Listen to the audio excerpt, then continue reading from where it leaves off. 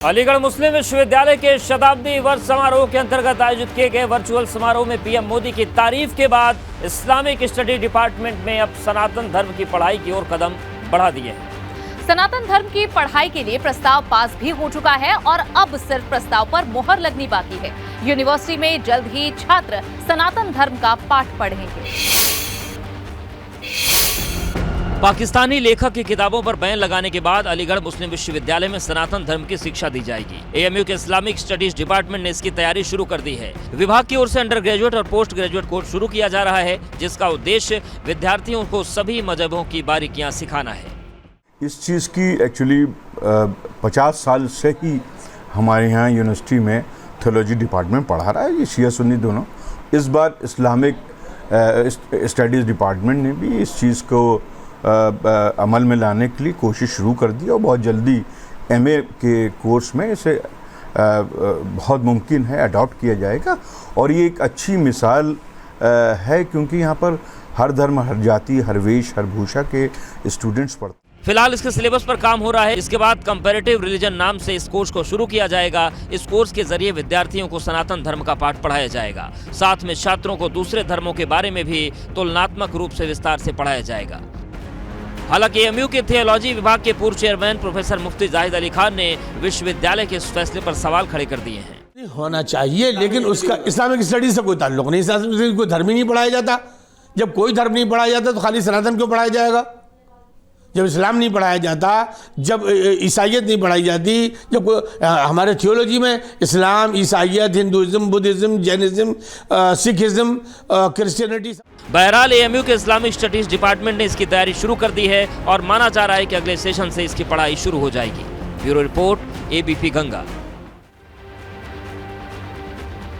और अब अगली खबर प्रयागराज से है, जिसे देखकर आप ये सोचने को मजबूर हो जाएंगे कि किसी की मौत के बाद भी कोई कितना पत्थर दिल हो सकता है। प्रयागराज में 9 साल के बच्चे की मौत हुई, लेकिन अस्पताल से घर ले जाने के लिए पिता को एम्बुलेंस नहीं दी। वहाँ के प्रधान ने कोई सहायता की? एक पिता के लिए इससे बड़ी बदनसीबी क्या हो सकती है कि उसे अपने बच्चे के शव को कंधा देना पड़े। एक माँ के लिए इससे बड़ा बोझ क्या हो सकता है कि वो अपने जिगर के टुकड़े को बिजली विभाग के निकम्मेपन से नहीं बचा सकी और अब उसके शव को भीगने से नहीं बचा पा रही है।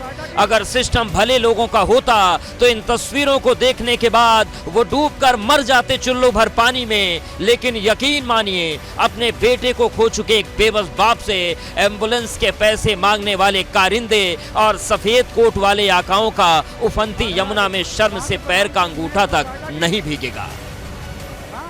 एम्बुलेंस की सुविधा कोई नहीं दिया, तो फिर एम्बुलेंस से हुआ तो पैसा मांग रहे हैं, तो मेरे पास पैसा नहीं यार।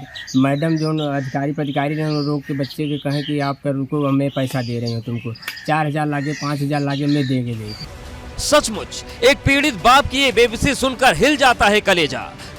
करछना के डीह गांव के बजरंगी यादव का 9 साल का बेटा गांव में बिजली के खंभे की करंट की चपेट में आ गया, उसकी मौत हो गई।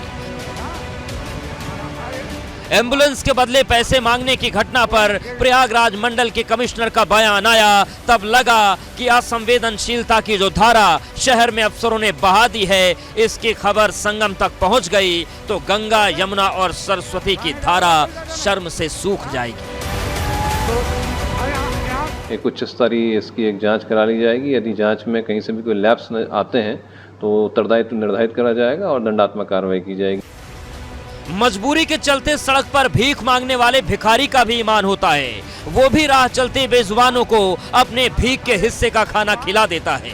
लेकिन बच्चे की मौत के बाद एक पिता से एम्बुलेंस के पैसे मांग लेने वाले कौन से जानवर हैं, इस बात के शोध की जरूरत कम से कम प्रयागराज में बहुत ज्यादा बढ़ गई है। Bureau report, ABP Ganga.